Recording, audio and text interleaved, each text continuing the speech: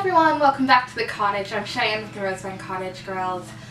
For the last month, probably, we've been having pretty warm temperatures. Our fruit trees have all flowered out and then leafed out. Our peaches and nectarines actually already have fruit on them along with our pears. Our lilacs are blooming, the roses are about to bloom, and the weather is predicting a frost tonight. So we thought we'd hop on and kind of give you some ideas on how to protect your crops, your flowers, your plants when an unexpected frost comes in.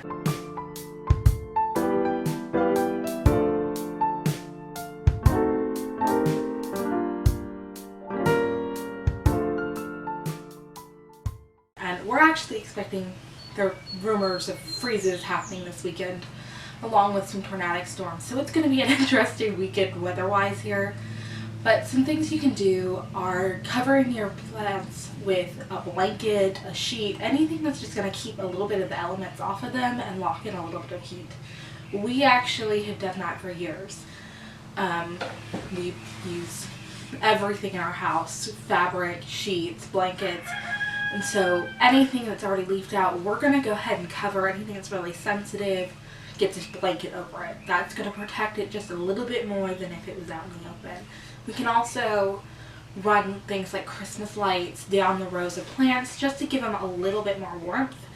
We've done that before. It works pretty well. We've done it when we were expecting freezes. Technically, they say covering your plants is not going to help with the freeze, but we've had some luck doing that with the Christmas lights underneath. You can put gallons of water down between your plants and then cover it when it's sunny, and then cover over at night, and that's going to help give off some residual heat. Make sure you pull off the blankets the next day when the sun comes up, otherwise you're going to have a whole mess of other issues. Some other things you can try are, frost blankets. They sell those specifically for at the store for frosts. We've got a couple. Blankets work just as well, so you don't make any special trips. Row covers, they sell fleece row covers that will help to protect your plants. We've actually got quite a few on our rows already, just because they help with bug control also. There's some sprays and stuff that you can use on your trees that'll help. You can run fires down the rows of your orchard. Make sure it's obviously not going to burn anything that shouldn't be burned or hurt your tree even more, but you can start fires between trees or down rows of trees in your orchard to help give some residual heat and keep off the frost off your tender fruit. We may actually end up doing that this weekend. It's just going to depend on what it's looking like as we progress through, because let's face it, Tennessee's a little crazy. It's unpredictable. So we'll just play it by ear, but we're definitely going to be pulling out all the blankets and getting everything covered. If you have pots outside, if your greenhouse is unheated, now's the time to bring those in. We actually have our greenhouse already inside because of some really strong winds, and our greenhouse is just not going to hold up to that.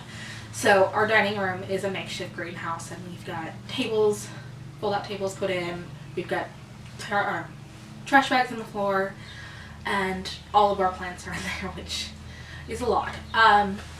If you've got pots on your porch or whatever, make sure you bring those in so that they are covered. If you can, bring them inside, especially if they're very uncold hardy.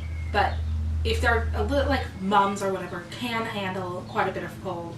They don't like it on their roots, so be mindful of that. We'll often pull our more hardy stuff just up under our covered porch and leave it there. That's going to be fine, but anything that's not cold hardy needs to come in where it's not going to get that cold. And that's pretty much it. I hope this video helps. We will see you again at the cottage.